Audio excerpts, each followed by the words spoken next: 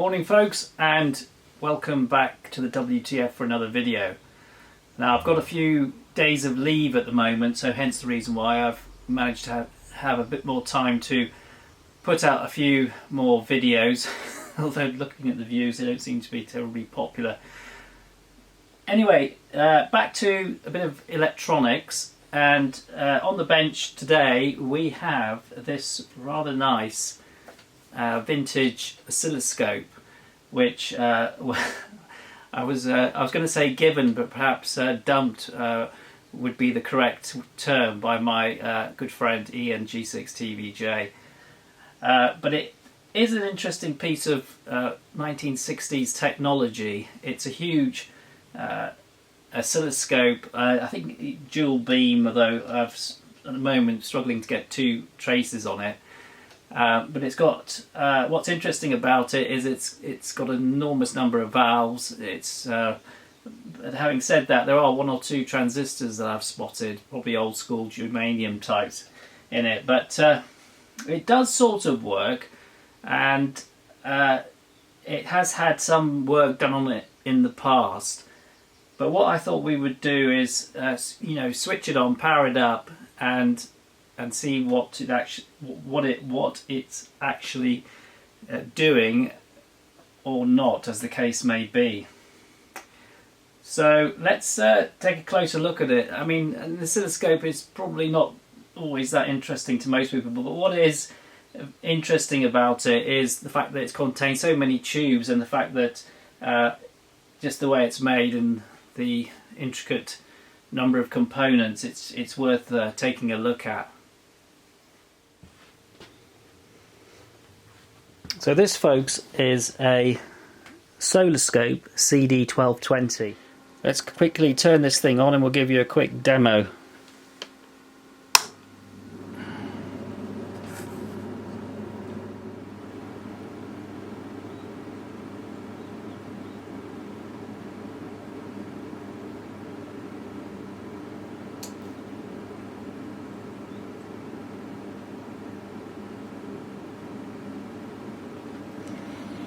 So we've got our trace here.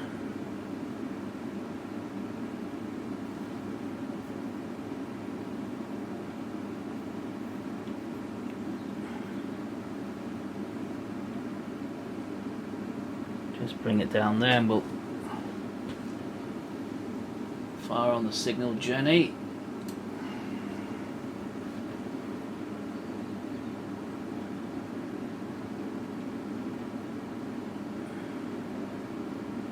Doesn't look too bad.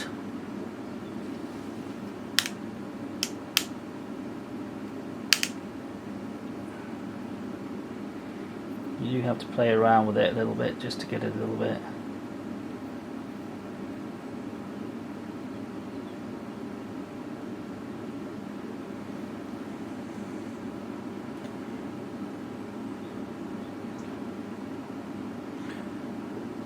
I think for an old scope it's actually pretty good. Let's just try a different square wave, triangle.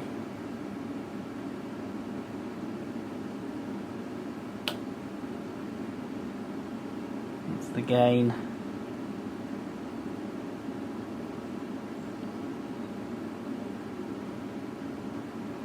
And one thing you do notice with this, very bright.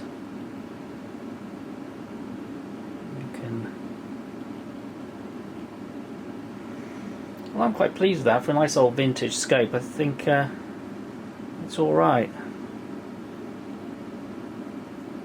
I think what we have to do is get some oscilloscope music, then we can do all pretty patterns with it. The other thing I'm going to do is weld up a stand with some trolley wheels on it. Because this thing is very heavy.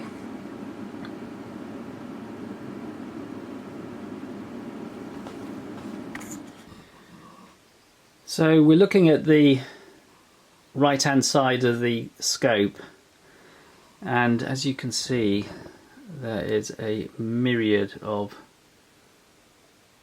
circuitry and what is in effect hand soldered components. And the first question you might ask is, if you're looking at a scope like this, where on earth do you start if in terms of fault finding? And your guess is as good as mine. But it's actually not quite as bad as it looks, because when you have an old scope like this, what you have to do is really, you know, break it down into sections, and then it all comes a little bit more straightforward. So what we're looking at now at the top there is essentially the time base and or time-based circuitry, or part of it at least. It's obviously a little bit more complicated than your average Heathkit scope, but the principles are generally the same. And if we look a bit lower, you've obviously got, and we'll lower the camera in a minute, it's huge output power transformer, and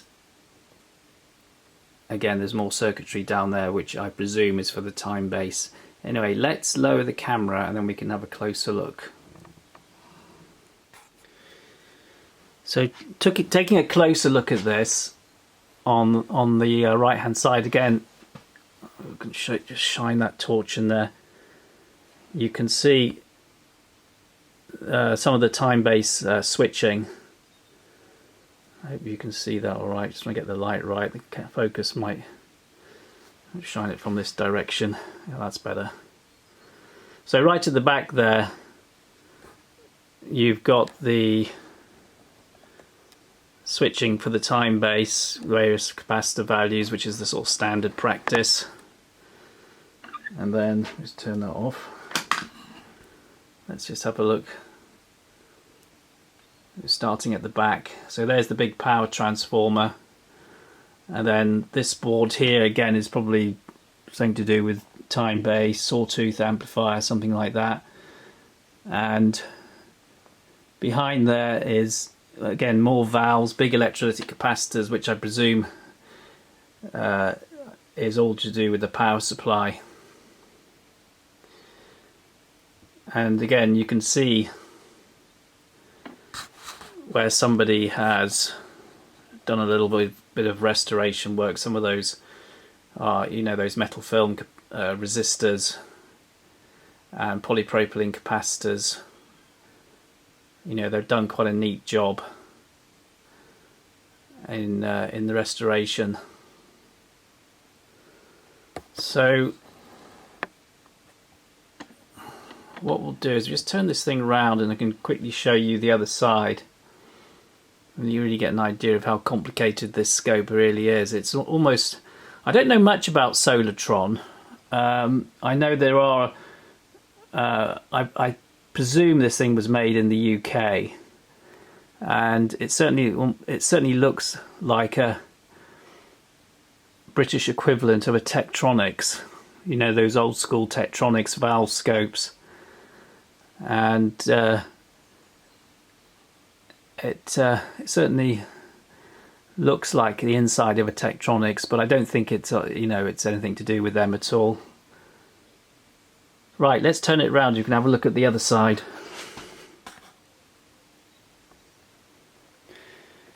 So this is the left-hand side of the scope, and right in front of us is the Y amplifier, and those two big valves at the top are the Y amplifier output valves. So you've got Y1 and Y2, and they're pretty much identical. The other thing of note is this very large oscilloscope tube with two post-deflection acceleration anodes. I presume it's got two. Or whether they're simply two electrodes on the one anode, but I imagine it may well be two separate post-deflection anodes there. If anybody knows, I'm not sure what the tube is inside of this. but it's certainly very bright and it seems to have lots of life left in it. And right at the back there you've got a fan with a big motor on it, cools everything down.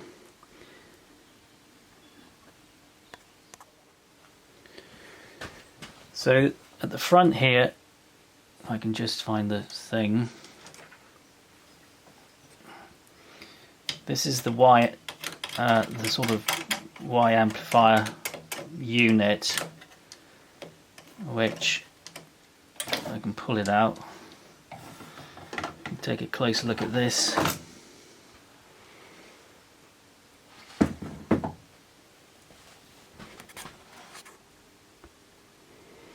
So this is the Y amplifier module, and again it's sort of in two sections, Y1 and Y2, which I presume are going to be pretty much identical to each other.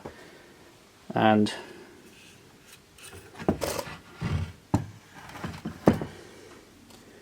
lots and lots of old school components, carbon resistors, a few wire wound resistors. I think some of these, as I said, have been replaced recently.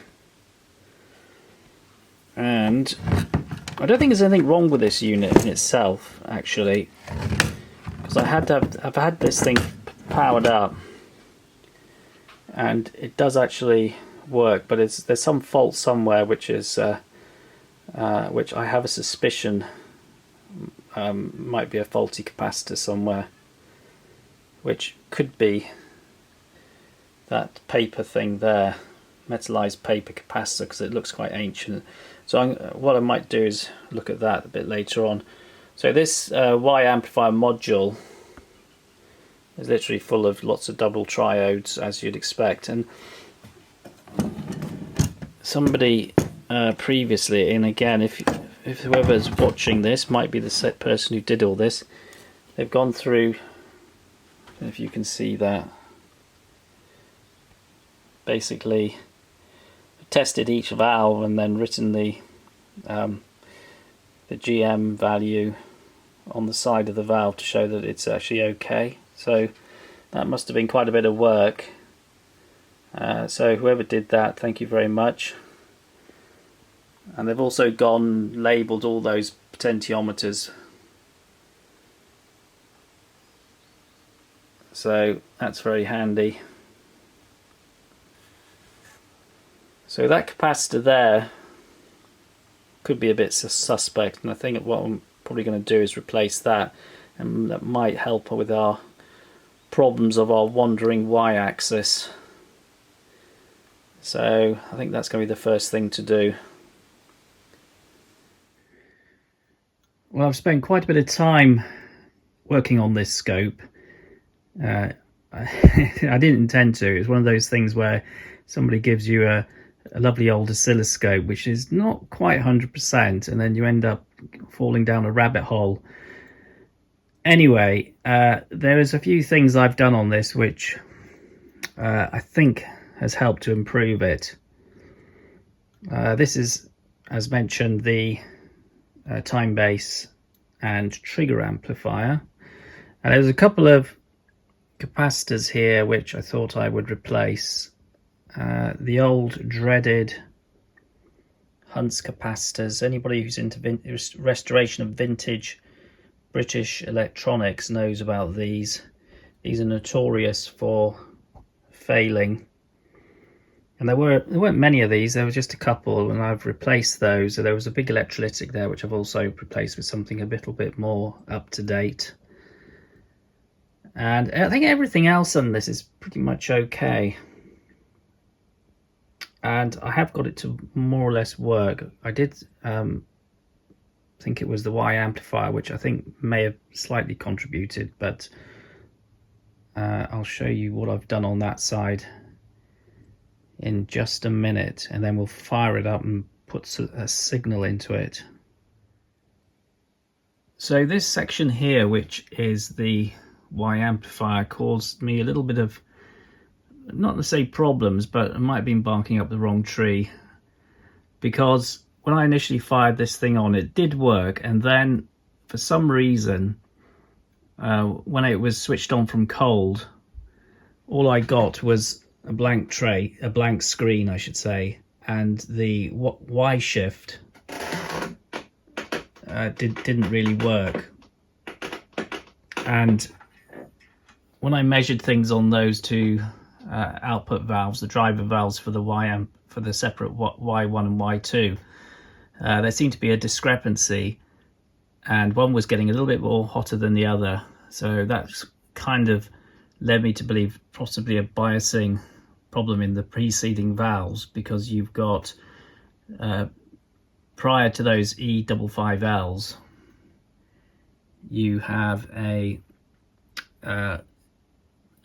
pair of ECC88s followed by E810Fs, which is a pentode, and then you have another double triode,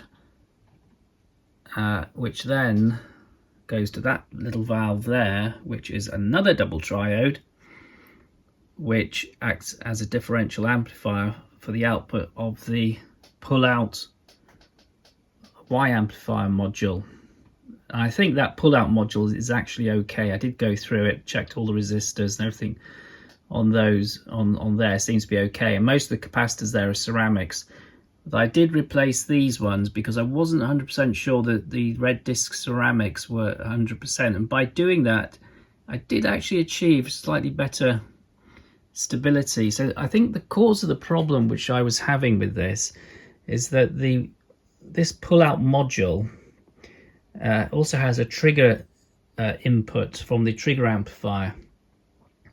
So what was happening, I think, was that the trigger level that's required to trigger the Y amplifier is quite sensitive, and I think it wasn't triggering the Y amplifier. So it's all a bit complicated, but I think that's the crux of the problem. In any event, whatever it is, I think I've more or less got this scope to be as good as it's going to get. I have replaced a couple of things, like there was some really horrible coax output leads from the pull-out Y amplifier module, which I replaced with something a little bit more modern, and as you can see, I've replaced all those capacitors. So let's fire it up and we'll connect it to a SIG Jenny, and you can see what the picture looks like.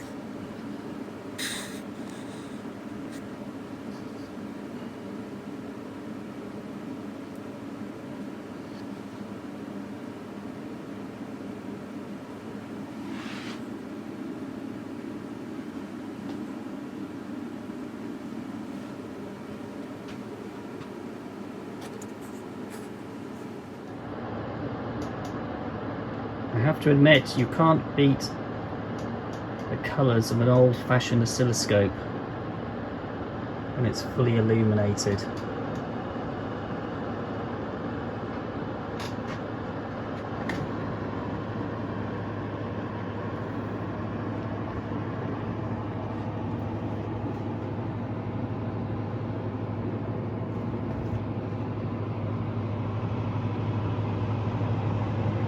Take a quick peek around there, be carefully so I don't get electrocuted.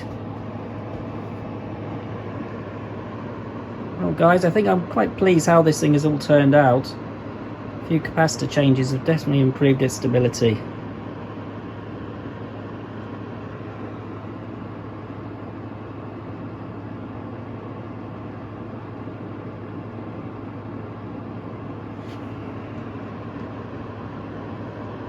Anyway, thanks for watching and hope to catch you again.